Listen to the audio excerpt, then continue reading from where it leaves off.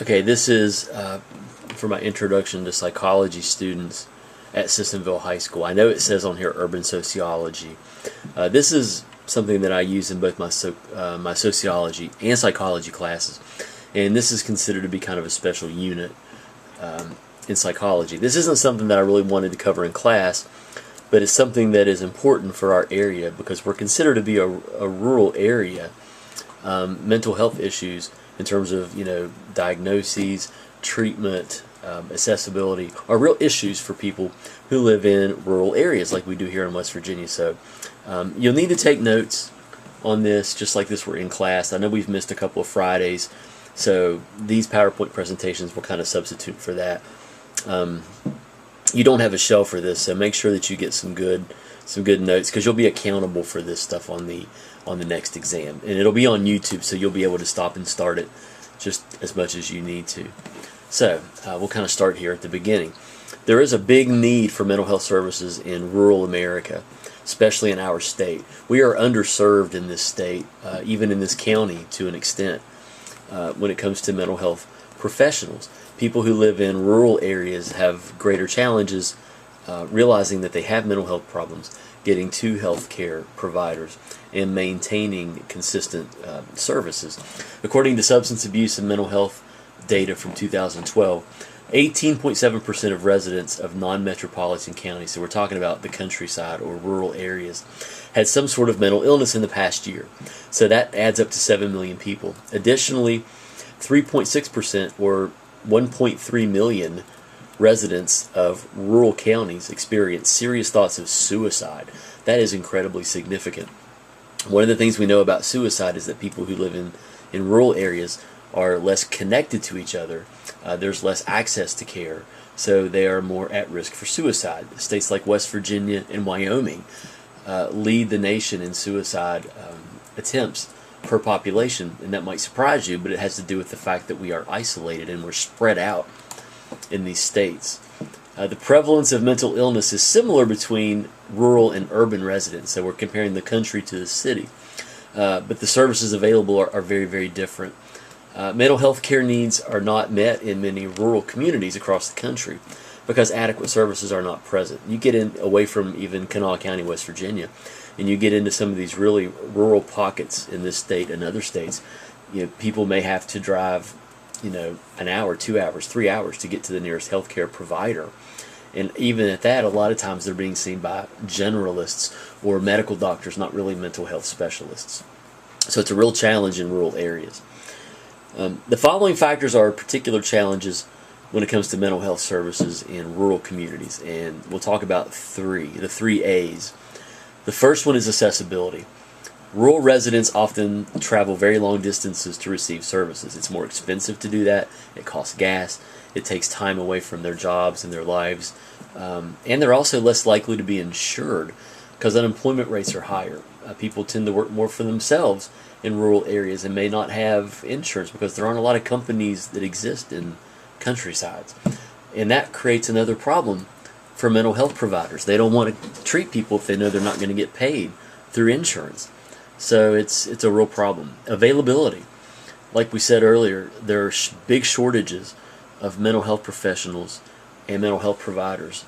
They all tend to locate in suburbs and in the cities because populations are more dense. You have more people there, therefore a more likelihood that you'll get people to come into your office if you're a healthcare provider. And it's quicker access. Most people live in cities. 75 to 80% of people in this country live in cities as opposed to rural areas. So if I'm opening up a business, I'm going to go where the most people are so I can maximize the numbers that I get. And that's what mental health professionals do as well. Hospitals, clinics. Accessibility, the third A here, if you will. The stigma of needing or receiving mental health care and the fewer choices of trained professionals who work in rural areas create real issues and barriers for mental health care. The stigma seems to be greater in rural areas than in cities or in urban areas. The idea that you have a mental health problem, you're seen as being different, or there's something wrong with you, or you're weak, or something like that. So it makes people in rural areas, especially men in rural areas, much less likely to get help. The most significant challenge preventing rural Americans from receiving care is the lack of mental health professionals providing health care in these areas. A lot of times people have to see medical doctors or general practitioners who may or may not know much about mental health but may still prescribe medications for psychological reasons. Research has identified 2,000 mental health professional shortage areas designated in these what we call non-metropolitan counties, or these rural counties across the country. It affects more than 66 million residents here. It would take 1,500 practitioners, additional practitioners in these rural counties to remove this designation, of, quote, shortage, end quote. Further complicating the issue, the most disadvantaged and under-resourced communities are the ones often with the biggest need for healthcare providers. Rates of depression, rates of anxiety, for example, can be a lot higher in these rural areas, and there are less mental health care providers there to treat them, so the problem is compounded. Travel distance, unavailability of public transportation, and lack of insurance, real big issues. Again, we talked about reimbursement. A lot of mental health care facilities, if they know they're not going to be able to be reimbursed, they're not going to be motivated to provide services because everybody needs to make money to make a living. So if they know that people in rural areas are less likely to be insured and then therefore less likely to pay, then they're not going to want to work in these areas. Mental health professionals are not going to want to work in rural areas. They're going to want to go work in urban areas where they can make money. So reimbursement, real big issue here. Also, in addition to the reimbursement problems in rural areas, there are a lot of what we call no-show rates, high no-show rates among mental health clients in rural areas. In other words, they may show up once, but then they may not come back for follow-up. Again, because of the challenges of living in a rural area, the distance may be too far to travel. As opposed to in a city, it may only be 5 minutes away in your car. It's not a big deal to go once a week, twice a week to a mental health care facility. In the country, it may be difficult to drive 3 hours, to see a professional twice a week. So that's a real issue as well. And then the stigma. Nearly half of the American population is affected by a mental disorder at some time in their lives.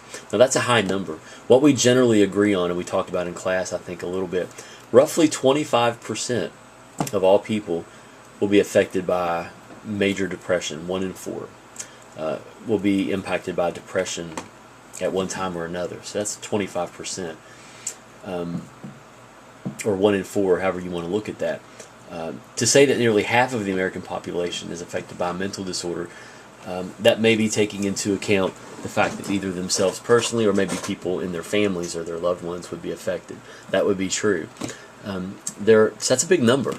There are a lot of misconceptions, taboos, myths, just misinformation or bad information that's associated with mental illness.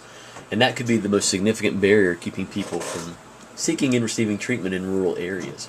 Again, for a man in a rural area to admit that he is depressed, that's a stigma. He's going to be labeled by his friends and his buddies as being weak because of the traditional rural masculine gender role that's associated with men in those areas.